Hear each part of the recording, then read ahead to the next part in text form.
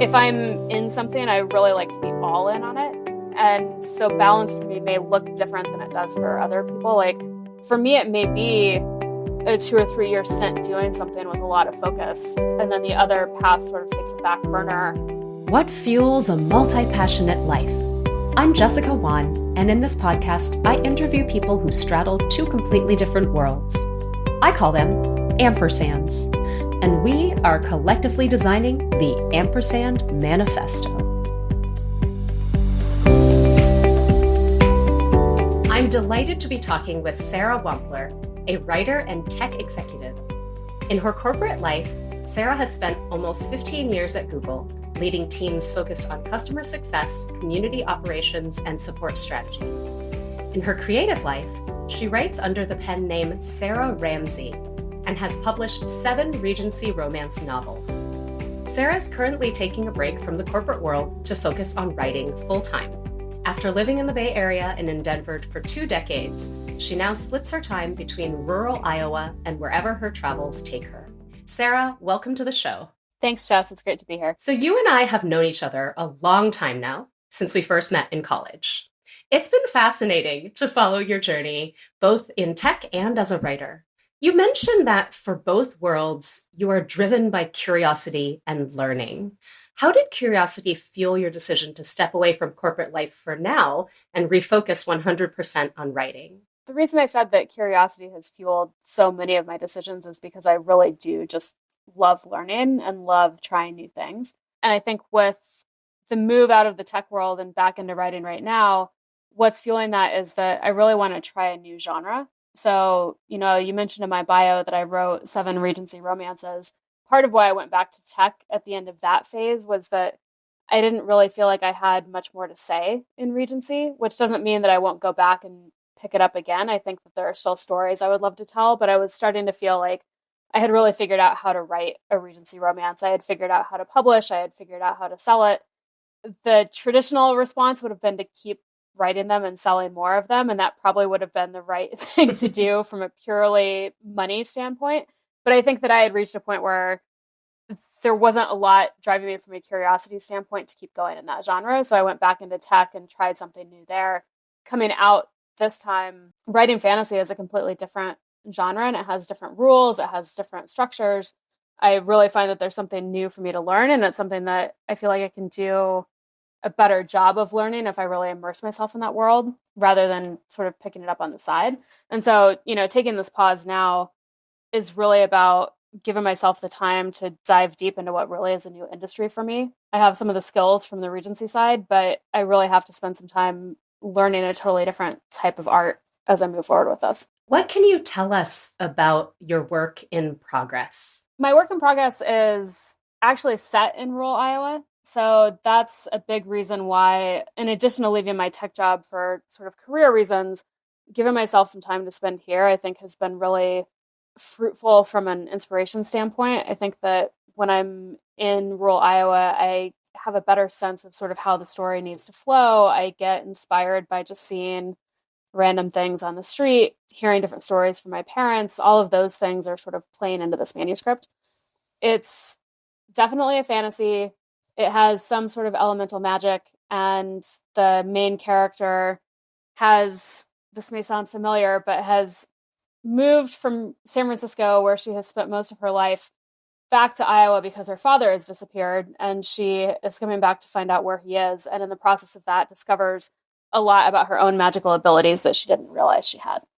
Ooh, I cannot wait to read this book. So you have moved back to rural Iowa, close to your parents and close to where you grew up. Tell me more about Sara as a child. What did you imagine your career to look like? I don't know that I really imagined a career per se. And I think part of that is just because how I grew up, I came from a family, a lot of pretty strong-willed entrepreneurs. Very few people did well working for others. You may laugh at that knowing me. I think it's something that I have tried to overcome in my corporate career. But, a lot of stubbornness, a lot of people who own small businesses, people who have really been driven by their own interests. And, so as a child, I didn't really have that sort of idea in my head of a career per se that I think a lot of my friends who had maybe more parents who had steadier employment maybe would have had that experience. I did always want to be a writer, so I had always read a lot. I thought that storytelling would be part of what I did next, but I think because of that, the tech side of my career was something I really just fell into because it wasn't something that I necessarily aspired to as a kid, but I did always aspire to have money and be able to pay the bills. And so that was a big piece of moving into tech. So it sounds like you are a bit of a rebel coming from a family of entrepreneurs and being at Google over 15 years in different stints. You've worked at Google in a number of different roles over the years. You've directly managed over 100 individuals. This is huge. What inspired you to go back to Google the first time after you had written Heiress Without a Cause? Why did you go back? I think the first time I went back, and it is funny that I've gone back to Google twice and now I've left 3 times. So I think I hold some, I'm not quite at a record yet, but I think I may be getting close. The first time I went back was actually good timing and the right opportunity. And I knew even when I left Google the first time that it was unlikely that I would make enough money from writing that I would be able to do that full time forever. I always sort of expected that I would, go back into some sort of corporate role at some point. I wasn't quite looking yet, but I was actually recruited back to work on the Google Play Books product.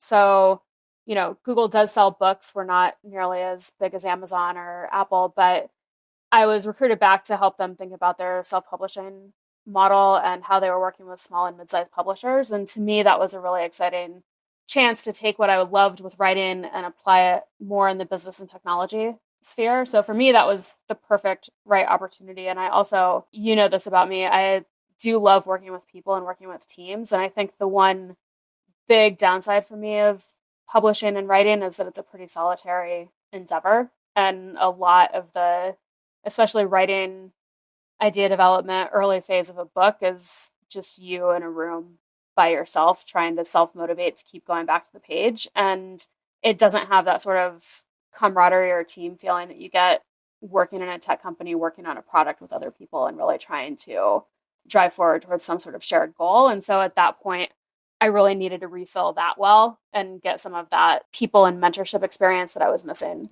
with the writing. That makes a lot of sense. I know you have worked on your ampersand lifestyle in many iterations, right? You've taken pauses from Google. I know at some points in time you were working at Google and waking up at like 5 a.m. to write. Mm-hmm.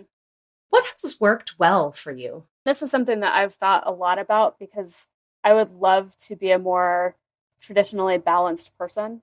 I think that there are some people who it seems like almost effortlessly can have a corporate job and also pursue other passions on the side. Like something I've always admired about you, Jess, is that you were, singing and working at the same time, and you would find those opportunities to take on more of your creative pursuit without having to blow up your life and quit your job and move someplace to do it. There's definitely an advantage to being able to be balanced in that way.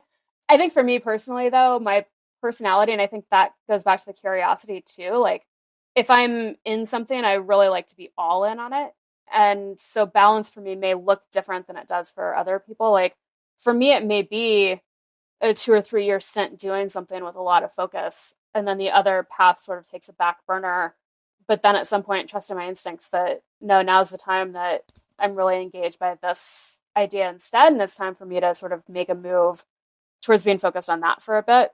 I think, having balance in other areas of my life helps with that too. Like my friend groups stay the same. My life generally, I still, do a lot of the same things outside of my passions. But I do think that for me, I find balance by switching back and forth rather than by trying to do incremental pieces of both at the same time.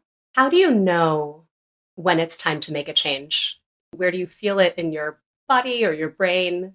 I do think that this most recent change, I felt it almost more in my body than anywhere else. And if I look back, that's probably where I was feeling it before, but I just wasn't as in tune as I should have been to some of those signs. I could feel like my heart rate was higher than it should have been. I was having headaches. Like my body was starting to tell me like, this is no longer in alignment with your creative goals.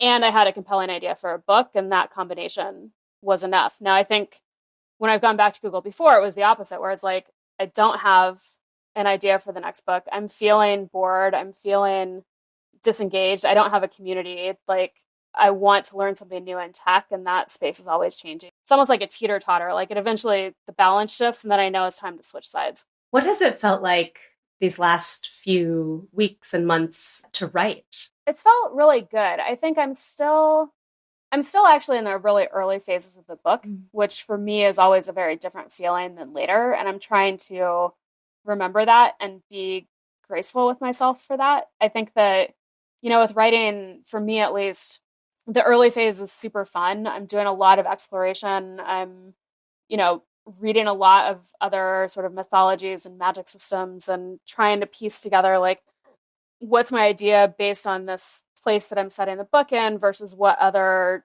ideas or stories interest me and how can I pull them together. Like, I'm still in that formation phase, and that's exciting, and also obviously drives my curiosity a lot. So it feels good right now. I think in true slightly anxious fashion, I'm anticipating the slog ahead, because I will get to the middle of the book at some point and be like, what is this? I don't know where this is going. That always happens, but right now it feels good. I think I'm pretty engaged with just trying to figure out who this character is and what the story is. 2011 was a huge year for you. You published your first book, Heiress Without a Cause, and you had a lot of firsts that came with it. First sales, autographs, reviews from people that you don't know. What were some learnings from that time? One learning was actually, and this may sound weird, but it was how to celebrate and acknowledge an accomplishment like that in a set of social circles and with groups of people who maybe didn't have that experience.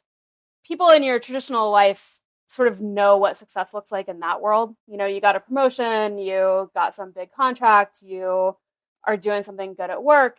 I think what was different on the creative side was that I didn't have a roadmap for what I thought success should look like or how to celebrate it. And as much as I really like praise and I like the gold stars and I like getting an A+ on a report card, like, publishing a book and having a sale and things like that don't check those boxes in exactly the same way. And so I think one thing I had to learn was just like, how do I accept other people being happy for me with something that's like such a strange and different kind of accomplishment? And the flip side of that is, how do I keep that momentum going on the days and weeks and months where I'm not getting that kind of praise? I think that a lot of us who come from sort of high achieving backgrounds, like, I've said this before, in my corporate world, at the end of the day, I accomplished something every day, even if it was just sending an email that somebody got and knew that I had done something, right? And with writing, and with then writing the next book, like, you don't get that little hit of gratification from someone else every day. You maybe get it when the book releases. And then you go back into the slog of writing a book for yourself, by yourself. And so I think the biggest lesson for me was, like, the accolades and the publishing and all of that was super exciting. It was then learning how to carry that momentum forward and remember that feeling even when I was not in that moment and was just trying to write the next book. That's great insight for anybody who's engaged in creative arts and arts that need a lot of practice and a lot of solitary time. Over the years, you have shared with me the world of romance, from the conventions to published and non-published authors, and how there kind of is a framework and a structure. There are also a lot of common misconceptions about readers of romance novels. What myths still need to be dispelled?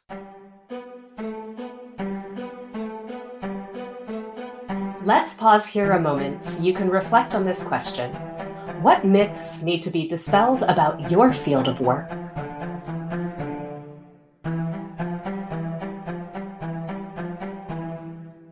Outside of hosting this podcast, I coach leaders in the workplace to navigate change, thrive in their roles, and stay true to their values. And I love working with ampersands. If any of this intrigues you, reach out to me at jessicawan.com. JESSICAWAN. Now, back to the show. I think a lot of the myths that need to be dispelled are romance readers actually, and writers, come from a really wide variety of backgrounds. I think that there's this myth that these are more uneducated, typically female, typically older, that they are somehow unfulfilled, or they are, looking for some happily ever after that doesn't really exist. I think I've had this conversation with some of my male friends who think that it gives their wives unrealistic expectations. And I'm like, if that's happening, maybe you should step up. I don't think it's the book's fault that she's feeling like you need to do something different. But I think that, when I go to these conferences and when I meet other writers and readers, I've got to say there are more lawyers in the romance world than you would imagine. I think that there's a lot of, really brilliant women, and it is primarily a female-dominated genre, which I think is part of why it gets such a bad rap. This is me putting on my feminist hat for a minute, but I do think it's interesting that romance is the top-selling genre in the US, and you can barely find an independent bookstore that will carry it because they claim that their readers don't want romance. And it is this sort of elitist thing that it's just odd to me that they say that about romance, but they don't say it about mystery or thriller or sci-fi or fantasy, all of which have genre conventions that are just as strict as romance, but those genres don't tend to be seen as written purely for women. I think they have a formula to the extent that any genre has a formula. You expect a happy ending in a romance. You expect to know who did it in a mystery. Like, they may not get caught, but you, the reader, know who did it at the end. Like, there are expectations with every genre, and there's some really, I think, amazing work that's done in the romance genre to talk about the human condition, especially the female condition, in ways that I don't think are accessible in other genres.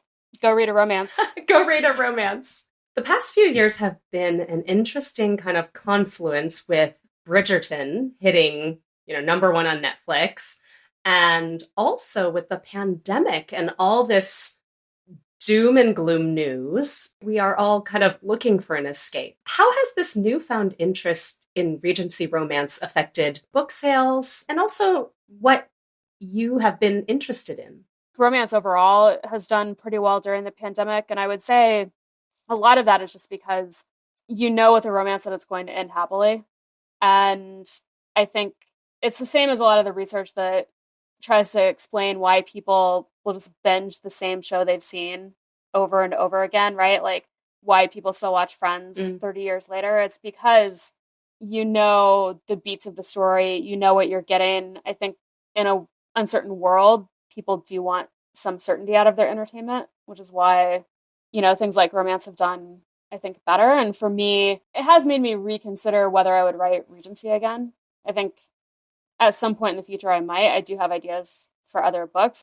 I think it's been good to see how it's done and how it could be done. On the Bridgerton side, what's interesting about that is, like, those books were actually written 25, 20 years ago, had a very white cast, were very sort of traditional historical romance. And Shonda Rhimes has, sort of reimagined that world in a really interesting way. There are some really interesting things happening in the historical romance space that I think Bridgerton, the TV series, has opened up. And that makes it maybe more interesting to go back and revisit that world. And I think we're starting to see people writing much more diverse experiences in historical than we had in the past, which I think is pretty cool. And how do you think that applies to fantasy, this new genre that you're exploring? What doors are opening for you that maybe were previously shut? I have wanted to write a book set in my hometown for a really long time. And I actually have partial drafts of 2 other books that were set here that I sort of slowly worked on in the past few years and could never really get them to gel. And I think that,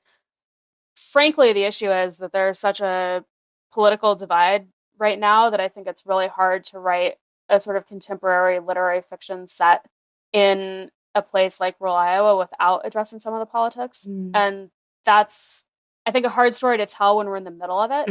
I don't know where things are going. I don't know how the world is going to evolve in the next 5 or 10 years. But I think that through fantasy, I can explore elements of that in a more speculative way without necessarily having to address current events, right? Like, that's actually been a topic of conversation in the literary world right now, is like, nobody wants to read a book about the pandemic.